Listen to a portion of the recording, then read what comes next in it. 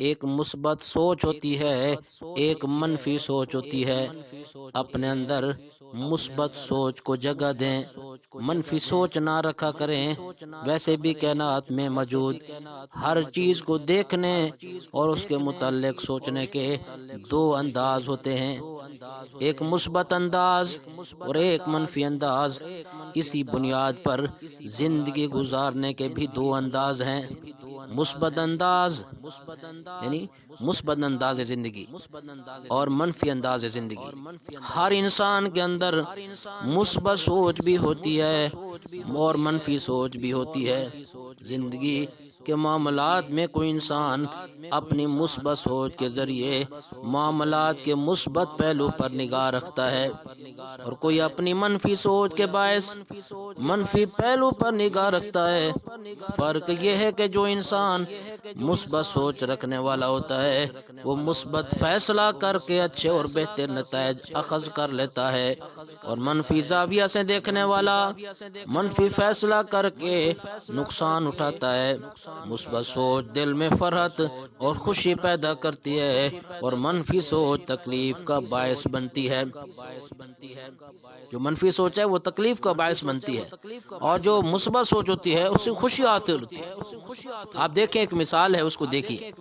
دو شاعر باغ میں گئے، ان میں سے ایک خوش تھا اور دوسرا غمگین۔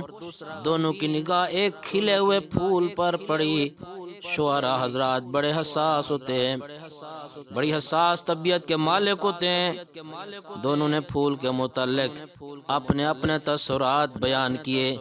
جو غمگین تھا اس نے کھلا ہوا پھول دے کر کہا، اس مظلوم لالا کو بھی کسی نے زخمی کر دیا ہے، دیکھیے اس کا بھی میری طرح سینہ چاک ہے۔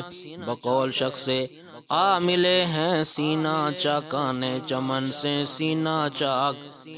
دوسرا شاعر کہنے لگا، یہ پھول بھی میری طرح خوش ہے اور ہنس رہا ہے، دیکھیے کیسا کھلا ہوا ہے۔ بقول شخص سے یہ سن کر کلی نے تبسم کیا۔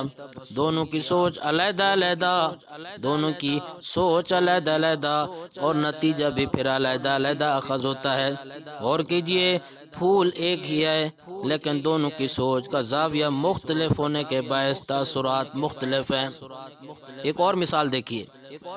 ایک جیل میں سے دو قیدیوں نے کھڑکی سے باہر دیکھا، ایک کی نظر کیچڑ پر پڑی اور دوسرے کی نظر پھول پر پڑی۔ جس کی نگاہ کے سامنے کیچڑ تھا اس نے کہا، باہر تو ہر طرف کیچڑ ہی کیچڑ ہے، اور جس کی نگاہ کے سامنے پھول تھے اس نے کہا، جیل کے باہر تو ہر طرف پھول ہی پھول ہیں۔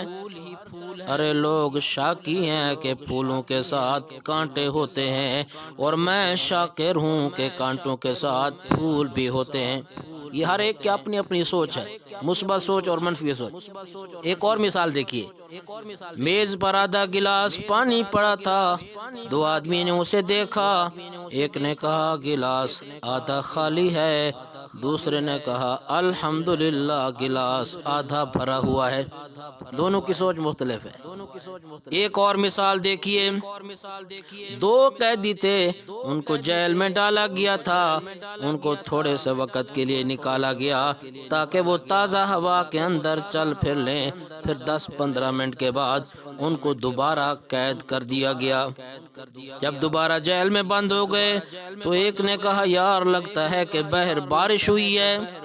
دوسرے نے کہا، ہاں مجھے بھی لگتا ہے کہ باہر بارش ہوئی ہے۔ ایک نے پوچھا، تمہیں کیسے پتا چلا؟ اس نے کہا، میں نے زمین پر دیکھا، بہت کیچڑ تھا اور ہر طرف گند پھیلا ہوا تھا۔ پھر اس نے دوسرے سے پوچھا، تمہیں کیسے پتا چلا؟ وہ کہنے لگا، میں نے درختوں کو دیکھا کہ ان کے پتے دھلے ہوئے تھے اور پودوں کے پھول بہت ہی مہک رہے تھے اور تر و تازہ نظر آ رہے تھے۔ مجھے اس سبزے کو دیکھ کر محسوس ہوا کہ شاید بارش ہوئی ہے۔ یہی مثبت اور منفی سوچ کا فرق ہے۔ دیکھیں دو بندے ہیں، ایک کی نظر نیچے کیچڑ پر پڑی اور دوسرے کی نظر پھولوں اور پتوں پر پڑی۔ اس لیے مثبت سوچ رکھنے والا اور منفی سوچنے والا دونوں کے معاملات علیحدہ ہیں۔ مثبت سوچ رکھنے والا خود بھی خوش ہوتا ہے اور اہل خانہ کو بھی خوش رکھتا ہے، دوسرے مسلمانوں کو بھی خوش رکھتا ہے، پڑوسیوں کو بھی خوش رکھتا ہے۔ منفی سوچ رکھنے والا خود بھی پریشان ہوتا ہے، گھر والے بھی پریشان ہوتے ہیں، پڑوسی بھی پریشان ہوتے ہیں، اس کے ساتھ تعلق والے بھی پریشان ہوتا ہے۔ اس لیے اپنے اندر مثبت سوچ کو پیدا کرنا ہے، منفی سوچ کو نہیں لانا۔